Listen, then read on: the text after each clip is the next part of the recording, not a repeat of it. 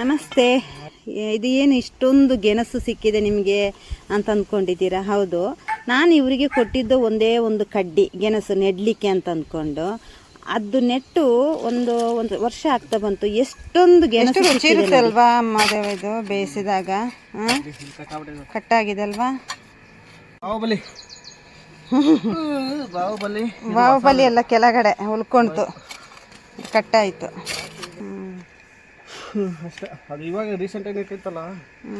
ಸಣ್ಣ ಒಂದು ಬುಡದಲ್ಲಿ ಮಾತ್ರ ನಮಗೆ ದಪ್ಪದು ಸಿಕ್ತು.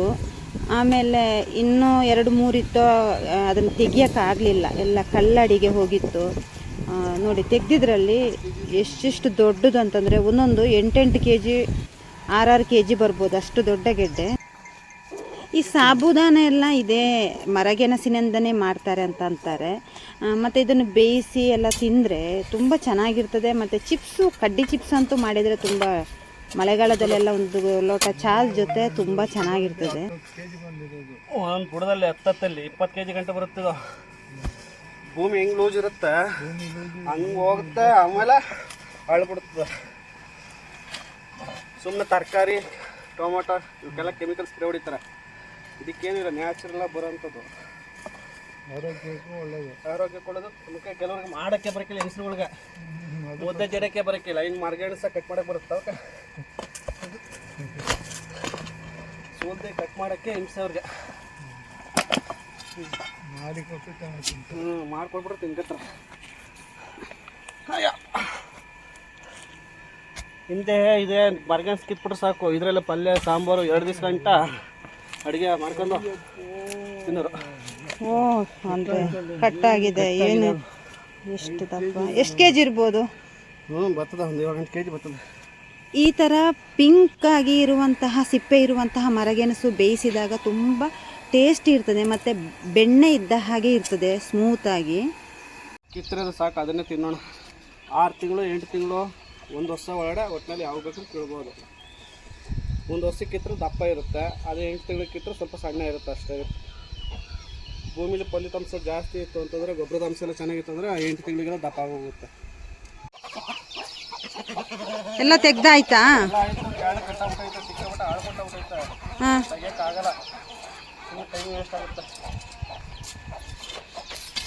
ತುಂಬ ಇರ್ಬೋದಲ್ವಾ ಕೆಳಗಡೆ? ಇನ್ನೂ 2-3 ಅವೆ. ಅಲ್ಲಿ ನೋಡಿ ಶಬ್ದ ಆಗ್ತಾ ಇರೋದು. ನಮಗೆ ಬೇಕಾಗಿರುವಷ್ಟು ಗೆಣಸು ಸಿಕ್ಕಿತ್ತು, ಮತ್ತು ಇನ್ನೂ ಕೆಳಗಡೆ ಇತ್ತು. ಇವತ್ತಿಗೆ ಮೇವಾಯ್ತಲ್ವಾ? ಸೊಪ್ಪೆಲ್ಲ ಆಡುಗಳು ಚೆನ್ನಾಗಿ ತಿಂತವೆ. ಆಡುಗಳಿಗೂ ಮೇವಾಯ್ತದೆ, ನಮ್ಗಳಿಗೂ ಗೆಣಸಾಗುತ್ತೆ. ನಾನು ಮಾಡಿರೋ ಥರ ಮಾಡಿದರೆ ಒಂದು ಬೇಲಿನೂ ಆಗೋಗುತ್ತೆ ಅಲ್ವಾ?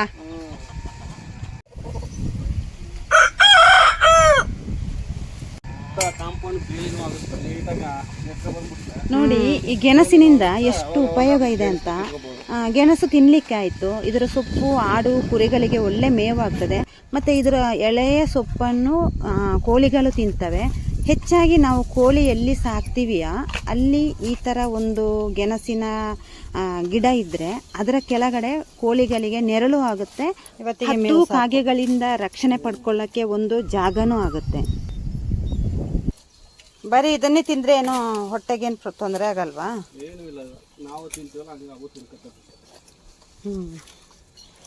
ಇಲ್ಲಿ ಈ ಪಾಪು ನಮಿತಾ ಇದ್ದಾನಲ್ವಾ, ಅವನಿಗೆ ಯಾವುದೇ ಹುಳ ಆಗಲಿ ಹಾವಾಗಲಿ ಯಾವುದ್ರದ್ದು ಭಯ ಇಲ್ಲ. ಆಮೇಲೆ ಅವನು ಎರೆಹುಳ, ಈ ಮಣ್ಣು ಅಗಿಯುವಾಗೆಲ್ಲ ಎರೆಹುಳ ಸತ್ತೋಗುತ್ತೆ ಅಂತ ಅಳ್ತಾ ಇದ್ದ.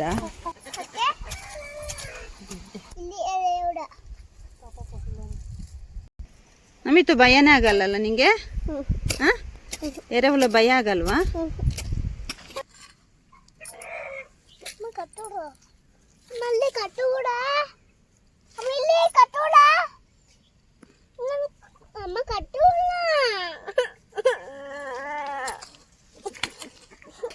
ಏನು ಕಲ್ತಾ ಇರೋದು?